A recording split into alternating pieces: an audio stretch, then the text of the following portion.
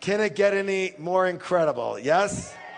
It's all incredible. It's all wonderful. You know, the people who are on this stage are for the most part, they're hand-picked. All the trainers have been hand-picked by me. And this next person that I want to bring up here, oh man, this guy is going to light a fire under your ass. This guy can resonate, all right? He can bring the house, all of it. He is a renowned professional speaker, an author, television personality. He has a high energy message that really has people shake off mediocrity. Shake off what? And live up to their true greatness. And he has been honored with award after award after award after award after award. And he's been touted as one of the world's top 5 speakers by Toastmasters International in all time. Good or good? He was actually awarded an Emmy for one of his recorded speech presentations, and he's become a leading fundraiser with PBS. With who? He is, I said, internationally recognized. He has got successful books all over the place. And one of his books is called Live Your Dreams. His newly released book is called It's Not Over Until You Win. This is a treat. This is the magnificence of none other than Mr. Les Brown.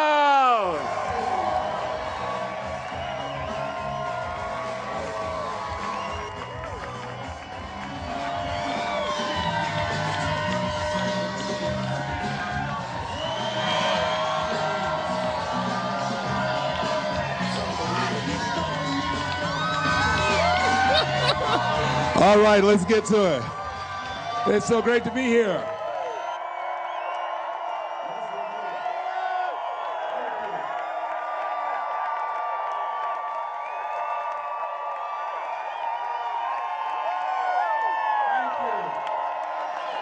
Well, let's get to work. All right, thank you. Let's get to work. You are beautiful. I'm so excited to be here. I'm very honored to be invited here by a man that I consider an icon when it comes to personal empowerment, a man who is truly a Renaissance man who's ahead of his time and having the vision and the dream to create a Woodstock of the mind. He's making history. T. Harv Eckert, let's give him a round of applause.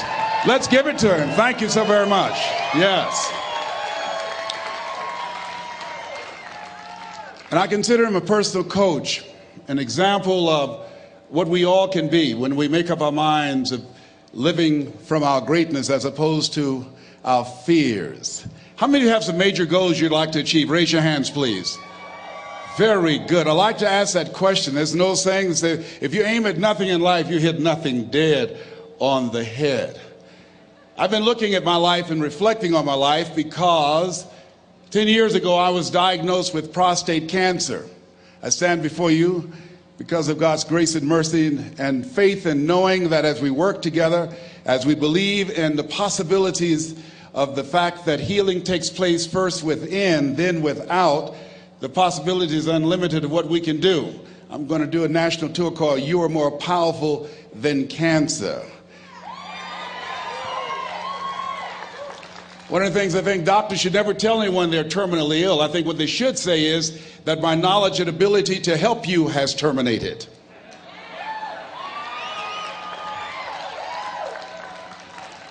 My PSA 10 years ago was 110. As I stand before you, it's 270. 1 to 4 men, you know that's normal.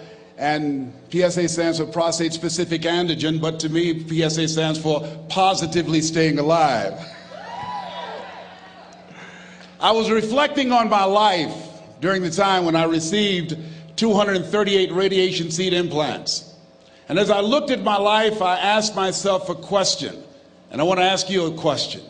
How many of you know if you had your life to live over again, you could have done more than what you've done thus far? Raise your hands, please. Now, that proves the point of what we do, what we accomplish, what we produce in life is only a tip of the iceberg of what's possible for us. I want you to think about some major goal that gives your life a sense of meaning right now. And as you're thinking about that, I want you to shake someone's hand on your right and your left and around you. Look them in the eyes and say with conviction, you have something special. Do that quickly now, please. Tell them you have something special. Yes. So now, I want you to join me right now. I want you to think about some major goal that you'd like to achieve. Something that gives your life a sense of meaning. Something that will give your life a sense of purpose and direction. My first major goal was to buy my mother a home. That was important to me. I'm adopted. I was born in a poor section of Miami, Florida called Liberty City, in an abandoned building on a floor with a twin brother.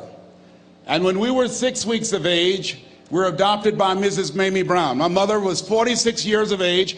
She only had a third-grade education, but she had a PhD in mother wit. I feel like Abraham Lincoln, who said, all that I am and all that ever hope to be, I owe to my mother. I saw a sign once that said, God took me out of my biological mother's womb and placed me in the heart of my adopted mother. So my goal and dream was to buy my mother a home, to take care of my mother. My mother was a domestic worker on Miami Beach, and she would go to work, and many days she would take us with her.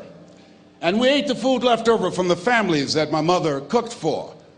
They were very kind and generous people. They would say, Mamie, whatever food is left over after you cook, you can pack it up and take it home to the children, the food that's left over after we eat, and feed those 7 children that you have adopted. Because of their generosity, many nights we did not go to bed hungry because they were so kind and so giving. We wore the hand-me-down clothes of the children that Mama kept. If they were too small, Mama could sew, she would let them out. If they were too large, she would take them in. And my mother was a great baker. She could bake a cake. She could bake a sweet potato pie so good you couldn't eat it with your shoes on. You had to take your shoes off so you could wiggle your toes. And I used to say, looking at the beautiful mansions that she used to clean, I would say, Mama. She said, what is it, boy? When I become a man, I'm going to buy something like this for you. I'm going to buy you a home one day. She said, oh, Leslie, you don't have to do that. I said, I know, Mama, but I want to. I'm going to one day. And she didn't know, and she was curious, where was I getting those thoughts from? I used to work and take care of Mr. Sidursky. He was a very demanding man, very meticulous guy. He would say, Leslie, I said, yes, sir, come here. Yes, sir, you did not clean this ashtray. I'm sorry, sir, I do apologize. And I'd clean the ashtray. Look at this dust here. Look at this dust. I'm sorry, sir. Now, what Mr. Sidursky did not know was that I deliberately didn't clean certain things because I wanted him to call me into his office. Because when he was in his office, he would listen to motivational messages by a guy by the name of Earl Nightingale.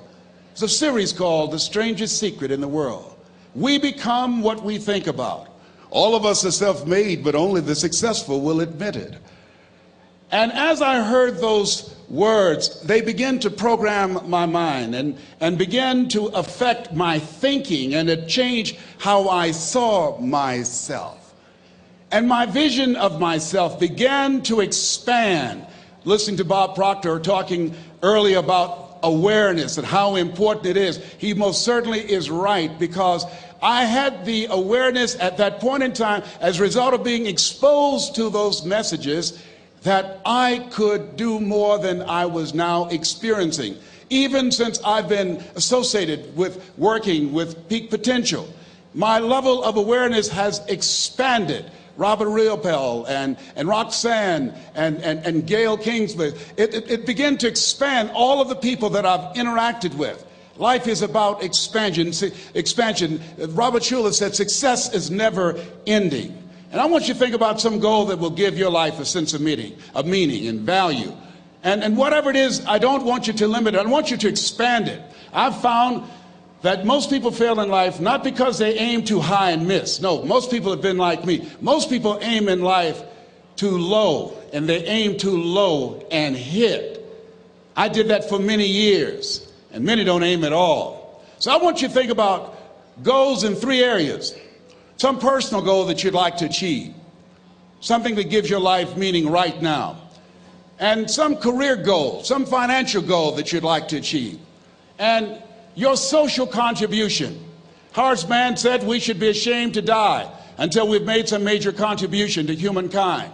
My mother was a 22-year breast cancer conqueror. So before I leave the planet, my goal is to reduce the number of women who die from breast cancer in honor of my mother. How many men are over 40? Raise your hands, please. As a 10-year prostate cancer conqueror, my goal is to decrease the number of men who die from prostate cancer, encouraging you to get your PSA test if you haven't done so, or your digital rectal examination. And I'll be glad when they can check our prostate by looking in our ears. It's got to be a better way. I'm turning red as I talk about it, but you can't see it. A friend of mine, he's a urologist now, used to play a lineman for Ohio State University. He said, Les, let me give you a free rectal. I said, no, buddy, you too motivated. Hope we don't roll like that. Huh? My goal before leaving the planet is to reduce the number of kids that are impacted by autism, to find a cure for autism, to work to raise money and to raise awareness, to eradicate it from the planet before I leave here. What's your goal? What's your dream? What is it you want to do with your life? Dr. Joelle Martin said something that I love. She said, what would the world be like if everybody lived their dream? Here's what I've found about life. It's not as complicated as I used to make it. I think that life is about dreams and stories. Everything that exists, the world at one time was barren, but everything that exists, hotels, planes, they weren't here. Everything that we see every day, computers, all of the things that we see, someone had a dream. Someone had a dream of a person standing on stage and their voice being amplified so they don't have to scream and yell and can be heard by thousands. Someone had that dream of how to transport us from one place to the other quickly and safely. The clothes you have on, where you're now seated, all came out of somebody's dream, the world's greatest achievement. What is your dream? I said that you have something special. I didn't say that just to be kind. I said it because it's true. You are God's chosen vessel. You were chosen, 1 out of 400 million sperm. You have something in you that when you were chosen, when you showed up, there's something in you that if you don't do it, all of us will suffer. Repeat after me, please. Live full. Die empty. Let's say it again. Live full. Die empty. Dr. Howard Thurman, one of the mentors of Dr. Martin Luther King Jr. and Albert Schweitzer and Mahatma Gandhi, he was a very brilliant writer. He wrote some things that really grabbed me. He wrote, deep is the hunger, the voice of the genuine, the centering moment. During the time after receiving 238 radiation seed implants, I was reflecting on his words, and these words kept me up that night.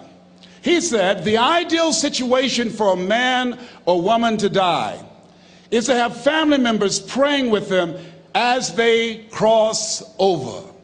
He said, but imagine, if you will, being on your deathbed and standing around your bed, the ghost of the dreams, the ideas, the abilities, the talents given to you by life, and that you, for whatever reason, you never went after that dream. You never acted on those ideas. You never used those talents. You never used those gifts. And there they are standing around your bed looking at you with large angry eyes saying, we came to you and only you could have given us life. And now we must die with you forever. And the question is, if you died today, what dreams, what ideas, what talents, what books, what music, what leadership, what voice will die with you? Miles Monroe, great orator and speaker, said the wealthiest place on the planet, it's not in the Far East where there's oil in the ground. It's not in South Africa where there are diamond mines. He said the wealthiest place on the planet is the cemetery. Because there you'll find greatness that we've never seen. There you'll find talent and genius and potential never actualized. Perhaps that's why Henry David Thoreau wrote the words, "Oh God, to reach the point of death, only to realize that you've never lived." Maybe that's why some unknown writer wrote the words, "What if you live your whole life only to discover that it was wrong? That it was wrong. That you were chosen to do something else and you didn't do it." Repeat after me, please. Live full. Die empty. I want you to take some notes and some things, and I want you to think about your goals and dreams in the three categories that I mentioned: personal, professional, and your social contribution. How many of you are serious about your goals and dreams? Raise your hands, please. Thank you very much. How many of you don't want to take your dreams to your grave with you? Raise your hands, please. Very good. Shake someone's hand on your right and left. Look them in the eyes and say, "Get out of your head and step into your greatness." Do that right now, please. Say, "Get out of your head and step into your greatness." I want you to write this down. Let us say together, as you think about your goals and dreams, let us say together, "It's possible," together, please. Yes, write that down. See, ladies and gentlemen, as an entrepreneur, I've been an entrepreneur for 20 years. It's my 21st year. I could have been speaking and training for 34 years. But for 14 years, I was living in my head. For 14 years, I stopped myself. For 14 years, I used to go see Zig Ziglar, that I considered the #1 motivational speaker on the planet. Zig Ziglar and Tony Robbins, they're the best on the planet.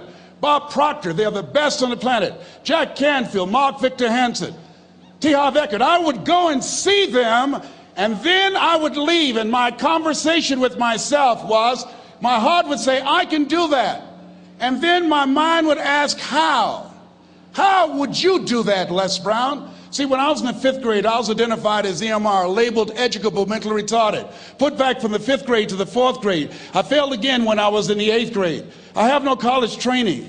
And a man changed my life, and I'll never forget his name, Mr. Leroy Washington. He's in his 80s now, and he's blind from glaucoma, but he gave me a different vision of myself. I was in his class waiting on another student. He came in and said, "Young man, go to the board and work this problem out for me." I said, "Oh, sir, I can't do that." He said, "Why not?" I said, I'm not one of your students." He said, "Look at me." "Yes, sir. Go to the board and work the problem out anyhow." I said, "Sir, I can't do that." He said, "Why?" I said, "Sir, because I'm educable mentally retarded, sir. I'm in special education." And the students started laughing. They said, "That's Leslie. That's not Wesley. He's DT. Wesley is the smart twin." He said, "What does DT stand for?" I said, I'm the dumb twin, sir." And as the students laughed at me, he came from behind his desk, he looked at me and he said, "Don't you ever say that again. Someone's opinion of you does not have to become your reality."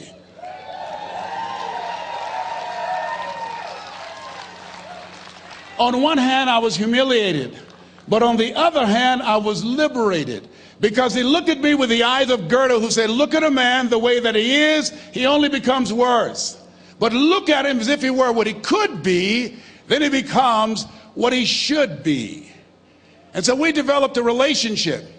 And one of the things that I can just tell you as you think about your goals and dreams, all of us can say in a spirit of integrity that it's possible. That if anybody at any point in time lived their dream, then it's possible that I can live mine.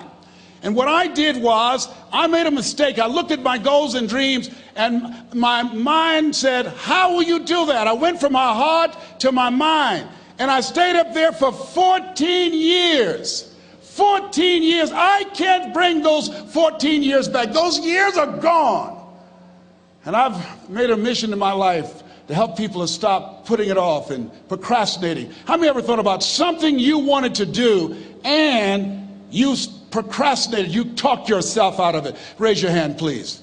There's a proverb that says, if there's no enemy within, the enemy outside can do us no harm. And so, as you look at your goals and dreams, every day we must convince ourselves, we must sell ourselves on that it's possible. Every seminar, every workshop, every book that I've ever read, every speaker that I've ever heard, it interrupted what I was believing about myself. Everything that you do, everything matters. As you go through each day, I know now as I look back at age 63, looking at my life, everything matters. T. Harv is right. How you do anything is how you do everything. And I realized that the choices I was making was based upon how I saw myself. Let us say together, it's necessary. Write that down. It's necessary as you look at your goals and your dreams, it's necessary that you have a strategy and a game plan to change the story that you believe about yourself. And that's an ongoing process. I've discovered, and many people have, that what we do, what we accomplish, what we produce is a result of the story we believe about ourselves. My favorite book says, "Be ye not conformed to this world, be ye transformed by the renewing of your mind." And so as I began to work on myself, I realized that I'm getting out of one story and stepping into another story. As I become aware of some things, there's still some things I'm not aware of. So I'm still growing, I'm still developing. I'm like the lady who said, "Lord, I ain't what I want to be, ain't what I'm going to be, but thank God I sure ain't what I was." But I realized that you have to work on yourself on a regular basis, and write this down, for mental mindset. For mental mindset and stamina. Because things are going to happen to you. I believe that the reason that most people go to their graves with their talents and abilities and skills in them is because of the fact, number one, many are like me. They didn't know that they didn't know and thought they knew. I thought I knew myself, and I really didn't know myself as well as I thought. I've discovered that sometimes people can take you to a place within yourself that you can't go by yourself. The other reason is I was afraid. I never worked for a major corporation. I wanted to speak for corporations. I was afraid I would be exposed because I don't have a college education. I felt inferior because of the fact that I don't have a college education. I allowed that level of fear of failure to stop me. And because I never had any experience in it, I assumed that I could not do it. I was paralyzing myself by believing and assuming the limited part of myself as opposed to believing that I had something special. You have something special. There's something you want to do. Because you don't know how to do it doesn't mean that you can't learn. I like something that I heard. You don't have to be great to get started, but you have to get started to be great. Repeat after me, please. Leap and grow your wings on the way down. See, the people that will live their dreams, the 2% that will do that, these are, and write this down, become a risk taker. They're risk takers. They don't mind failing. They don't mind making mistakes. They're willing to take life on, take life in the collar. This, God said, if you're not willing to risk, you cannot grow. And if you cannot grow, you cannot become your best. And if you cannot become your best, you can't be happy. And if you can't be happy, then what else is there? I like what Helen Keller said. She said, life is short and unpredictable. Eat the dessert first. Here's something else. Write this down. Make it important to become financially independent. You know, people say money won't make you happy, but everybody want to find out for themselves. A friend of mine named Rita Davenport said, money's not important, but it's right up there with oxygen. And let me tell you something, fellas, even if you're as homeless as I am, you got some money, some women will find something cute on you. Oh, he's got eyelashes like Tom Cruise. He's got to walk like Denzel Washington, you know. I used to be so broke I'd walk past a bank and trip the alarm. Creditors would call the house and my children would answer the phone and say, my daddy say he's not home. Repeat after me, please. I'll never be broke again. Never, never, never. Yeah, see, ladies and gentlemen, it makes a difference. The only time I really appreciated having money was when my mother became ill. I was a state legislator in Columbus, Ohio from the 29th House District, Whitehall in the Upper Linden area. And my brother called me and said, Leslie, yes, Mama's been sick and we're going to put her in a nursing home. I said, wait a minute, Wesley, we can't do that. Get Margaret Ann on the phone. She's on the phone. Get Linda and Leonard. They're all here, Leslie. Listen to me. Mama used to work in a nursing home. She said she never wanted to go into one. I promised her when I was 10 that I would take care of her. We would do whatever was necessary to take care of her. He said, we knew you would feel like that. And this is why we did such a thorough job interviewing the various nursing homes. And we have found the one that's ideal, and Mama would love them. I said, hold it, just a minute. She didn't clean their behinds. She took care of us. See, I had a problem. I couldn't understand how one woman, third grade education, 46, domestic worker on Miami Beach, can raise 7 children who couldn't take care of themselves, but 7 children couldn't take care of one woman. I had a problem with that. I had a problem with that. So I resigned from the Ohio legislature and I went back to Miami to take care of Mama. And I'll never forget taking her to Jackson Memorial Hospital. And when we went in, the receptionist said, as she looked at my mother, looked at me, she didn't say, how you doing? Are you uncomfortable? Are you in any pain? My mother at that time, she was in her 70s. The lady just said, what kind of insurance do you have? And I stepped forward and I said, she has Les Brown Unlimited. Give my mother what she needs. I can write a check for her.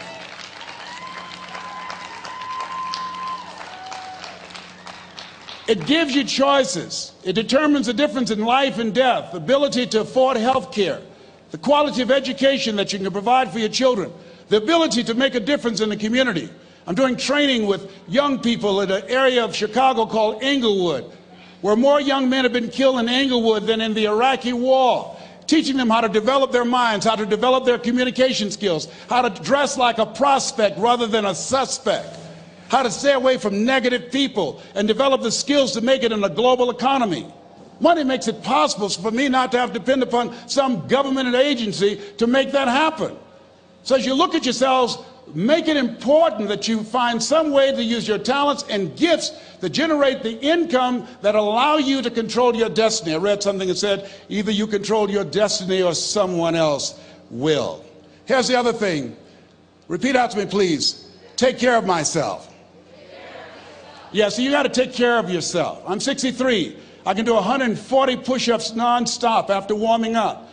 I couldn't do that when I was 20 years old. And the reason that I do that, the exercise reduces the possibility of cancer reoccurring by 32% or spreading by 30%.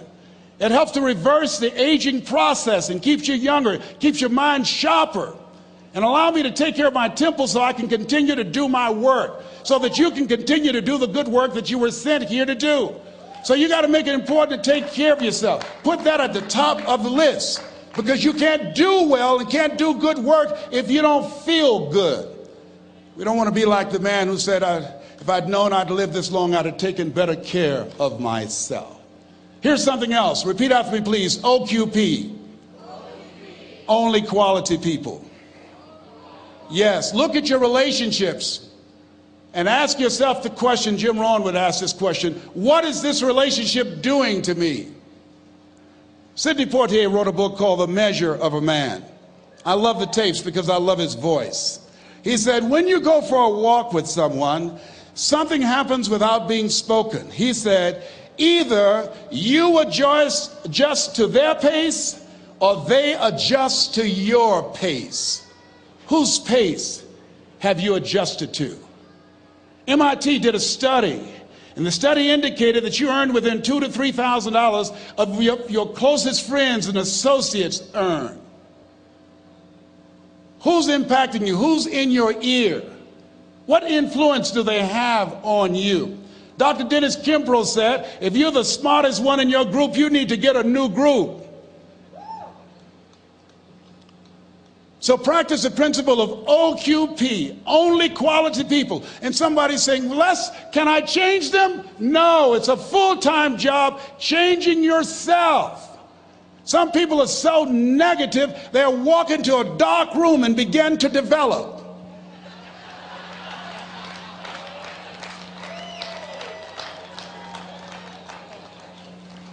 My family members and friends call me crazy for going to seminars, spending money on books and tapes and going to seminars. When are you going to stop going? I said, when I die.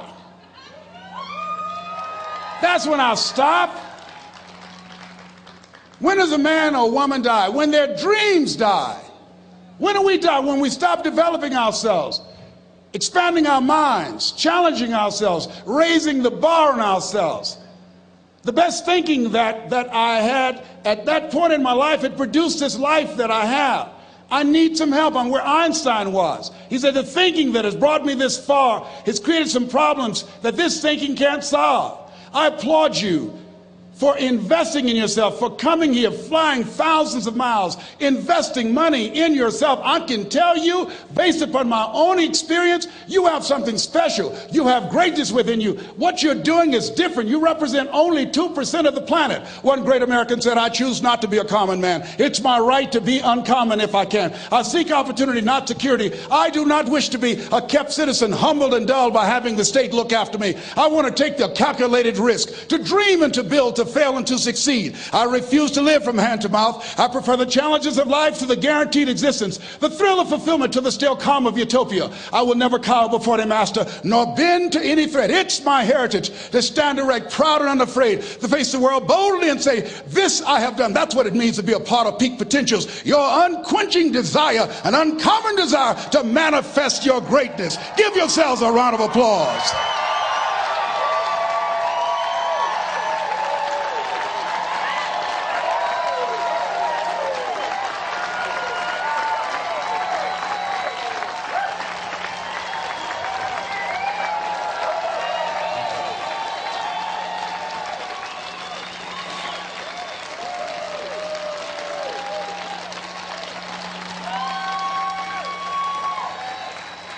Thank you.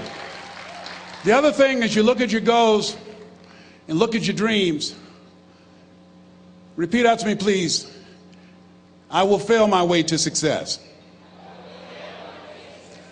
Yes, part of the reason why we have to continue to work on ourselves and surround ourselves with quality people is because you're going to have a lot of failures. You're going to have a lot of disappointments. Maya Angelou said, and it's true, I found it in my case, that most people go so far in life and then they park. They stop dead in their tracks. Why? Because they take some hits. When you have a goal and dream, think it not strange that you'll face the fiery furnaces of this world. You will have tribulations. Things are going to happen to you. I was in pursuit of my dream, and all of a sudden, boom, I got hit. A person that I thought I would be with for the rest of my life, I thought was my soulmate. I went through a divorce. I was embarrassed. I was humiliated. How can I teach people how to live their dreams? And I wasn't able to make my marriage work. I questioned myself. I took another hit. My mother was diagnosed with breast cancer. Then I was diagnosed with prostate cancer. Then my best friend from the second grade, Alexander Wims, he was diagnosed with cancer of the liver. I took a hit, and life staggered me, and I parked. And I didn't turn on my emergency lights because I didn't want to call attention to myself. I didn't want anybody to come and say, hey, do you need a jump? No, I don't need a jump. I'm not out of gas. My battery is not dead. My heart is beating. I'm parked. Leave me be. I'm parked. I was in my comfort zone. I was doing just enough to get by. I was working on a job. They paid me just enough to keep me from quitting, and I worked just hard enough to keep from getting fired. How many know people like that? Blink your eyes if you understand what I'm talking about. I was parked. I knew I could do more. But when my mama died, it took something out of me. When I went through a divorce, it took something out of me. When my best friend died, it took something out of me. I parked. And somebody said that life is like an onion. You have to peel it one layer at a time. And sometimes you cry. Life's going to happen to you when you have a dream. You're going to get slapped around. And don't take it personal. Don't ask, why did this have to happen to me? Why not you? Who would you suggest? You want to give us some names, some email addresses? And don't tell everybody. 80% don't care, and 20% glad it's you. It's called life. Suck it up. and move on. Get over it.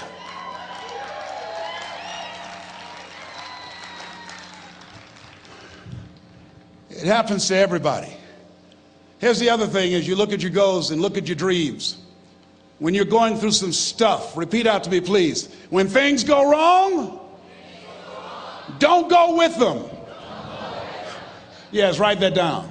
When things go wrong, don't go with them. When you're working on a business deal, you're counting on some money. Someone said you will get the loan and it falls through. You have an event and the people that you thought would be there and support you, they don't come through. Or someone turns against you, or you get ripped off. It's going to happen to you. Happened to me. Someone stole all my products. My database, over 180,000 names and addresses. It's not personal. It's going to happen to everybody. It does. 8 out of 10 millionaires have been financially bankrupt. Walt Disney had 7. He filed bankruptcy 7 times and had 2 nervous breakdowns. It's called life.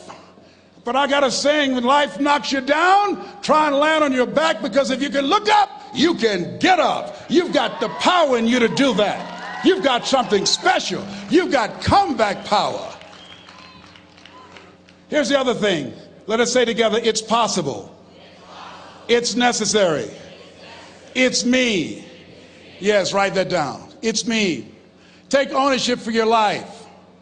Nobody can live your dream for you but you. Nobody's going to take care of your business like you. Stop coming up with excuses. Don't give yourself permission to continue to live a small life. You can't fit a big dream into a small life. Give yourself permission to go for it, to test yourself, to challenge yourself, to live full.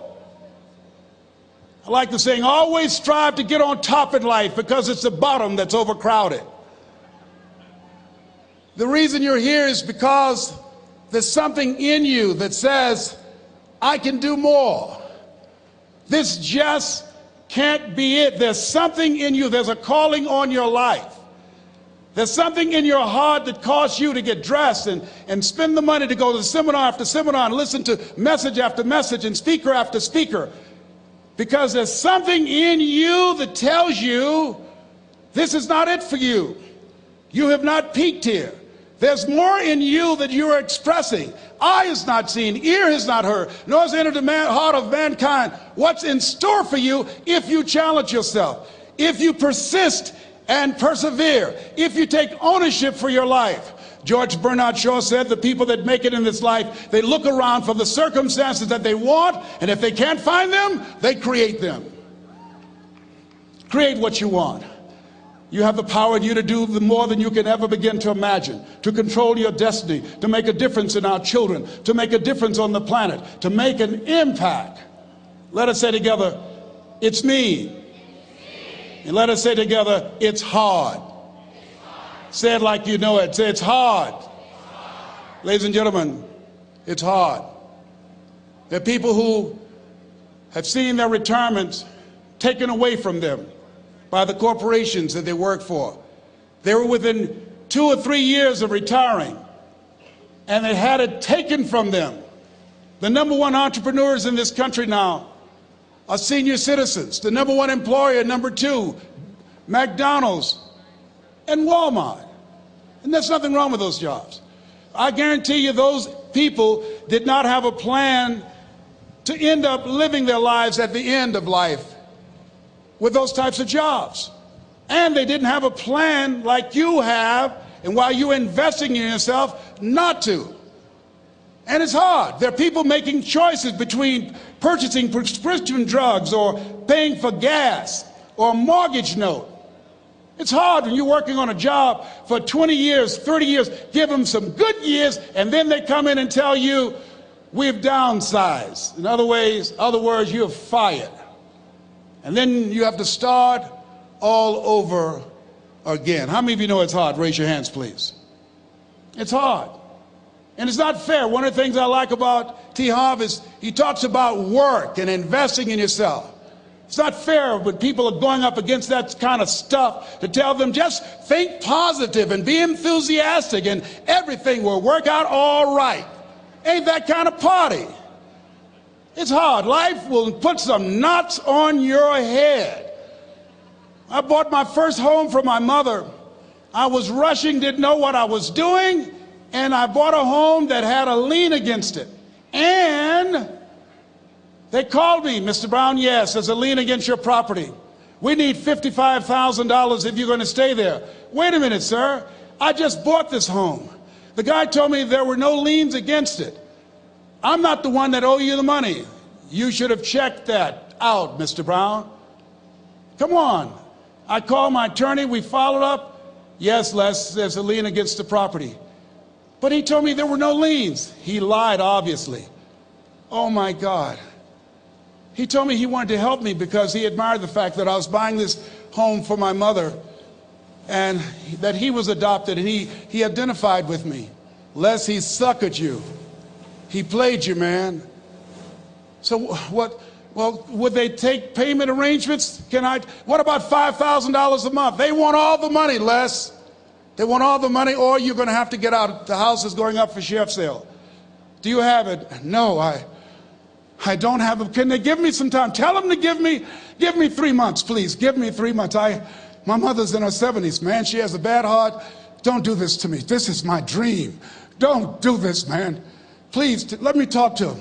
Les, I'm talking to their attorney. They don't want to talk to you. I've got to talk to the attorneys. Do you have the money? No. Will they give me 3 months? No. What about 2 months? No, Les. They want the money in 7 days. Oh, my God. Let me call you back. I'm not sure.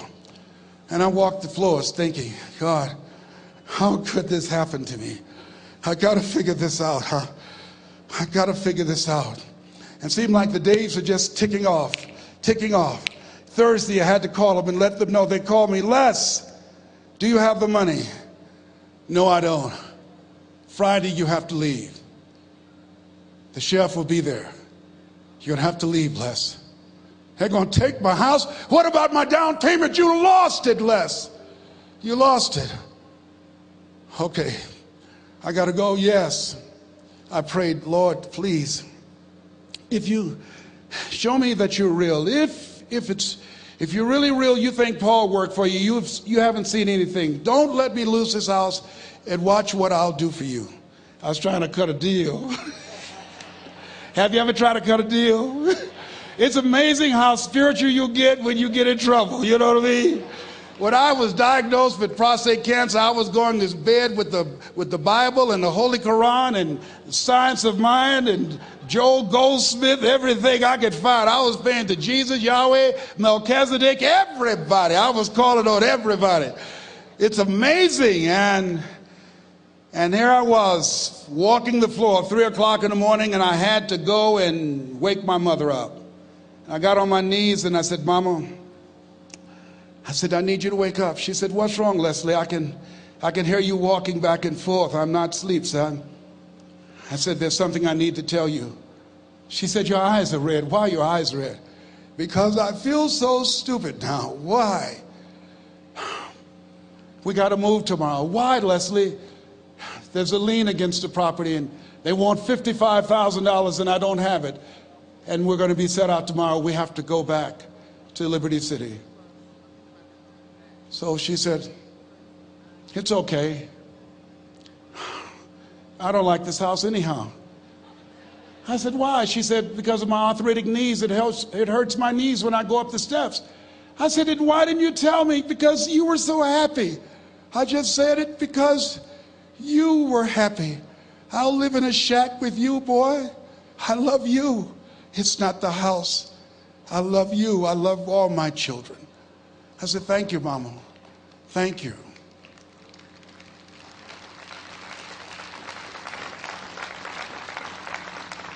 And the next day when we were in the truck going back to Liberty City and we pulled down 68th Terrace, the neighbors came out and said, whoa, Mamie, y'all coming back? Are you back? Yes. What happened to the home your boy bought for you? Those boys you adopted. Leslie didn't do a title search. He made a mistake. And boy, I was so humiliated. How many ever made a mistake that you were just humiliated? Raise your hands. I was devastated. I was taking the furniture off the truck, and my mother came, and I was crying. And she said, boy, I said, yes, ma'am. She said, hold your head up. I said, Mama, I can't. She said, hold your head up. I said, why? Look what I've done. She said, it's okay. It's okay. You are going to make a lot of mistakes in life, young man. You're going to fail your way to success. You have nothing to be ashamed of. Keep your head up and take that furniture back in the house. I said, yes, ma'am. And I learned something from that. If you ever go through something, hold your head up. If you ever make a mistake, hold your head up. If you ever do something that everything goes wrong, life catch you on the blind side, hold your head up. It's not over. Goethe said, that which does not kill you will make you stronger. Hold your head up. Shake someone's hand on your right and left and say, hold your head up.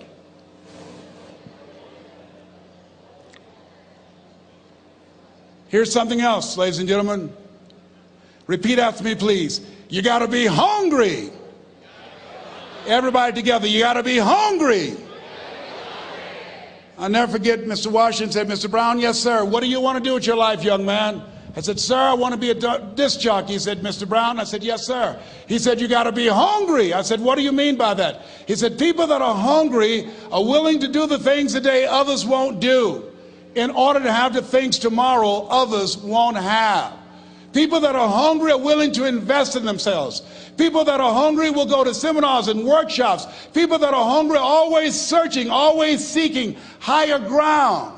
So how do you want to make it? I said, I want to be a disc jockey. He says, good. Here's what to do. He said, I want you to read 10 to 15 pages of something positive every day. He said, you don't get in life what you want, you get in life what you are. You must program yourself to success. He said, I want you to listen to Earl Nightingale and Zig Ziglar. Listen, faith comes by hearing and hearing and hearing. He said, I want you to change your relationships. And I don't want you to ever lose your hunger. I said, what do you mean by that? He said, people that are hungry are unstoppable. People that are hungry are no matter what people. They make it happen no matter what. He said, I want you to listen to Paul Harvey. Who is he? He's the world's greatest communicator. Success leaves clues, young man. Always listen and follow people who are doing what it is you want to do at the level you want to do it, and learn from them. I told T. Hobb when we were standing by the stage, I said, hey man, I want to work more with you. I want you to coach me. I want to learn from you. See, I found you're never too old to learn and you're never too young to teach. Always have a thirst for learning. So I listened to Paul Harvey every day on the radio. While in school, I would go out and listen in his car. He gave me his keys. I was working to develop myself. And I continued to listen to motivational messages, and he would take me to see the late Dr. Norman Vincent Peale, who wrote the book, The Power of Positive Thinking.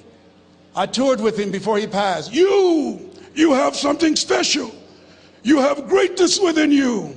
Don't allow your circumstances to determine who you are. Don't allow your negative thoughts to hold you back.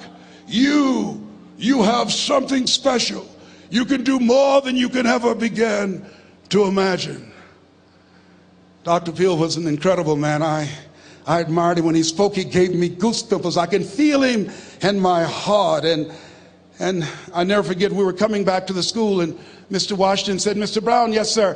When Dr. Peale spoke, you didn't move. When he spoke, you were hanging on every word. When he spoke, we didn't have to tell you to sit down and be quiet. Why? I said, sir, I could feel him when he talked. I felt like he was talking to me, sir. He said, he was. I said, but he doesn't know me, but he was speaking to you. Did you feel him in your heart? I said, yes, sir. He said, most people feel him in their head. If you felt him in your heart, he said, listen to him, son. Follow him, learn from him. And I would go to seminars and workshops. Anywhere I would find where Dr. Peale was, I would be in the audience. I would drive 200 and 300 miles just to hear him speak. And my dream and vision was, was to share the stage with him. I thought about it. What is your goal? What is your vision? I want you to hold it in mind. There's some power in that, because when I became involved in speaking, I never forget, I got a call from Og Mandino, who wrote the book, The Greatest Salesman in the World. He said, Les, I'm stuck in Philadelphia. I need to be in Kankakee. Dr. Norman Vincent Peale is appearing. I can't make it. I heard you're in Chicago. I said, yes, I am. Can you go and open for me? I said, yes, man. Oh, my God. Dr. Peale, I said, yes, I'd love to do it. And I went there and I came. I said, hi, I'm Les Brown. He said, you're not the band of renown? I said, no, I'm Mrs. Mamie Brown's baby boy. I'm here to speak. He said, come backstage. And his wife, Martha, was there. And she said, Papa, Les Brown is here, the speaker. And he said, Les Brown, shoot for the moon. Because even if you miss, you'll land among the stars. I said, sir, that's my quote. I wrote you when I was in the 11th grade. I was a part of a special education class project. That's my quote. He said, I know. I end all my speeches with that quote.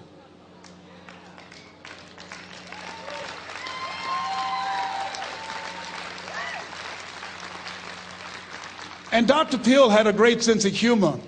A young man was backstage, and I had so many questions to ask him, and my mind froze up, and the young guy said, Dr. Peale, how old are you? And he was up in age. He said, Sonny, I'm 92. The young man looked at him and said, I don't know if I want to live to get 92. He said, that's because you've never been 91. So I did the things that Mr. Washington suggested. I listened to motivational tapes on a regular basis. I would go to seminars and workshops whenever Zig Ziglar and Dr. Dennis Waitley and Jim Rohn would come to town. And I said, sir, what do you want me to do now? He said, Mr. Brown, I've given you everything that I can give you. He said, develop your mind, put your money where your mouth is, continue to learn how to be an effective communicator, because once you open your mouth, you tell the world who you are. And always surround yourself with OQP, only quality people. So I went to apply for a job on Miami Beach. WMBM radio station. Milton Butterball Smith was the program director. Hello, Mr. Butterball. How are you, sir? My name is Les Brown, sir. I'd like to be a disc jockey. He said, young man, you have any journalism in your background? I said, oh, no, sir, I don't. You have any experience in broadcasting? I said, no, sir, but I practice all the time, sir. Let me audition for you, sir. Let me show you how good I am. All I need is a shot, sir. He says, no, we don't have any job for you. How many ever been rejected? Raise your hands, please. I was devastated. I went back and I told Mr. Washington, I said, Mr. Washington, they said no. He said, don't take it personally. Most people are so negative, they have to say no 7 times before they say yes. He said, you got to be hungry. Know your vitamin. Go back again. I said, yes, sir. Hello, Mr. Butterball. How are you, sir? My name is Les Brown, sir. I like to be a disc jockey. Young man, weren't you here yesterday? Yes, sir, I was. Didn't I tell you no yesterday? Yes, sir, you did. Then why are you back today? Well, sir, I didn't know whether or not somebody was laid off or somebody was fired, sir. Nobody was laid off or fired. Now, get on out of here.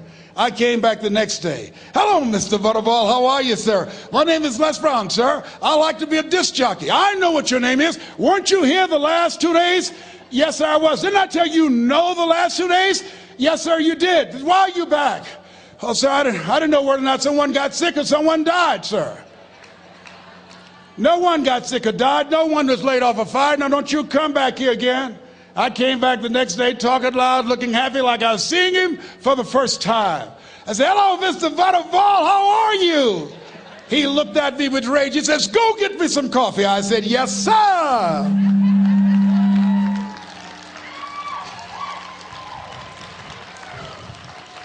My favorite book says the greatest among you will be your servant. How many of you are serious about your goals and dreams? Raise your hands. Very good. Write this down. Provide more service than you get paid for. Provide more service than you get paid for. I go to a lot of seminars and workshops. And one of the things I know about T. Harv Eckert, when I was sitting in the class with Robert Ruppel and all of the other presenters, they hold themselves to high standards. And they provide more information than anybody else in the industry, bar none. They hold nothing back because their commitment is for your success. And when you hold yourself to high standards, write this down, impact drives income. That's why you're here. Because the training, the seminars, been making a difference in your life. If there did not have impact, 200 or 300 people would be here, if that amount. Impact drives income. So I became the errand boy for the disc jockeys. I would go get their lunch and their dinner, and I would bring it to them in the control room, and I'd watch them working the control boards, knowing my time will come. Write this down. I expect to reach my goal. Yes, you want to operate with a spirit of expectation. I expect to reach my goal. So I started preparing for the next position. Never forget one quote that I heard. As you look at your life, you look at your goals and dreams. It's better to be prepared for an opportunity and not have one than to have an opportunity and not be prepared. If you expect to reach your goal, prepare yourself now. And so then pretty soon, the guys at the station, they begin to take a liking to me. Write this down. Build relationships. As you're aware, people deal with people that they know, like, and trust. And so they would say, Leslie, yes, sir. Come here, yes. Come outside. Who did this? Oh, your car? Yes. Who cleaned my car? I did, sir. I would wax their cars on the weekend, inside and out. How much do you charge? Oh, nothing, sir. I just wanted to help out. I was providing more service than I got paid for. I was building relationships. They said, whoa, look here. Donna Ross and the Supremes are coming to town. The Four Tops and the Temptations. Here are my car keys. Pick them up for me. Take them to the Fontainebleau Hotel on Miami Beach. I said, yes, sir. I would drive them all over Miami Beach in their big, long Cadillacs. I didn't have any driver's license, but I was driving like I had some. Then one day, it was a Saturday afternoon, a disc jockey by the name of Rockin' Roger was drinking while he was on the air. It was a Saturday afternoon, and I was the only one there. Rockin' Roger got so drunk, he could not complete the show. He started slurring his words. He's about to fall off the chair. And there I was, looking at him through the control room window, walking back and forth, young, ready, and hungry. I was saying, drink, Rock, drink. Drink, Rock. I'd have gone and get him some more if he'd asked me to. Then pretty soon the phone rang. It was the general manager, and I answered the phone. I said, hello? He said, young boy, this is Mr. Klein. I said, I know. He said, Rock can't finish his program. I said, I know. He said, would you call one of the other DJs in? I said, yes, sir. I said to myself, he must think I'm crazy. I called my mom and my girlfriend, Cassandra. I said, y'all come out on the front porch and turn up the radio. I'm about to come on the air.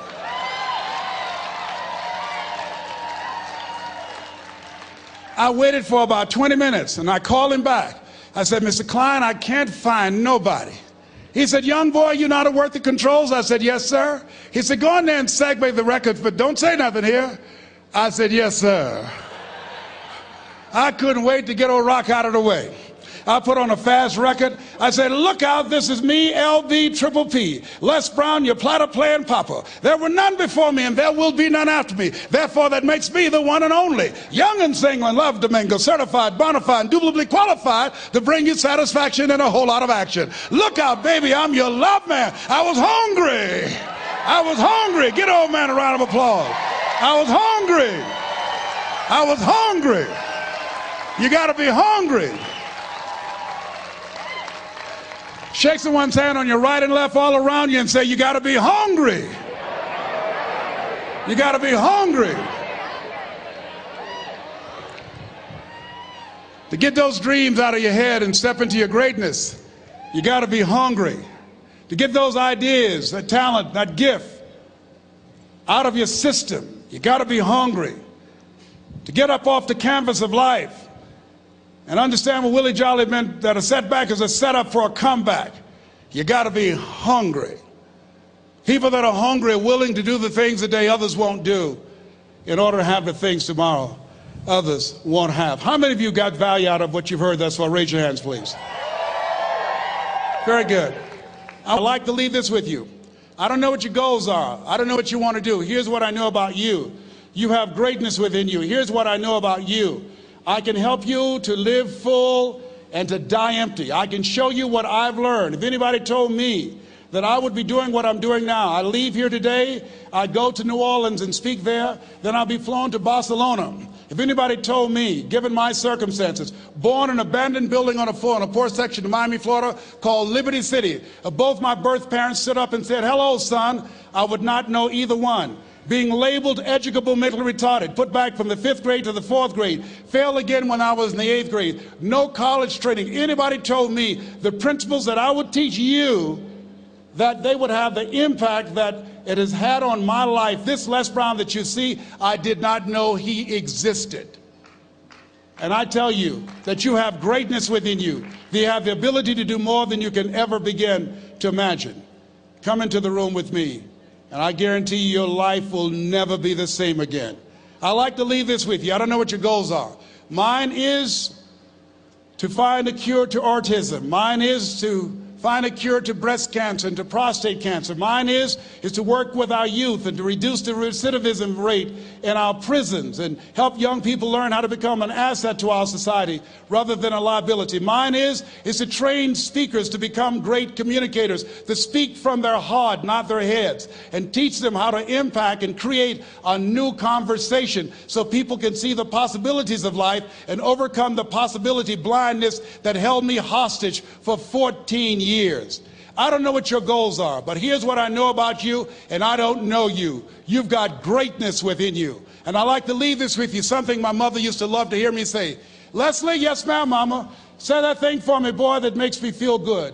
I dedicate this to you, to the greatness in you, and to the dream that you showed up on the planet to produce. And it's simply this: if you want a thing bad enough to go out and fight for it, to work day and night for it, to give up your time, your peace, and your sleep for it, if all that you dream and scheme is about it, and life seems useless and worthless without it, and if you gladly sweat for it and fret for it and plan for it, and lose all your terror of the opposition for it, and if you simply go after that thing that you want with all of your capacity, strength and sagacity, faith, hope, and confidence, and stern pertinacity, if neither cold poverty, famish, or gulch, sickness or pain of body and brain can keep you away from the thing that you want, if dogged and grim you besiege and beset it, with the help of God you'll get it. God bless you. God bless your dream. God bless Peak Potentials. God bless America. Thank you very much.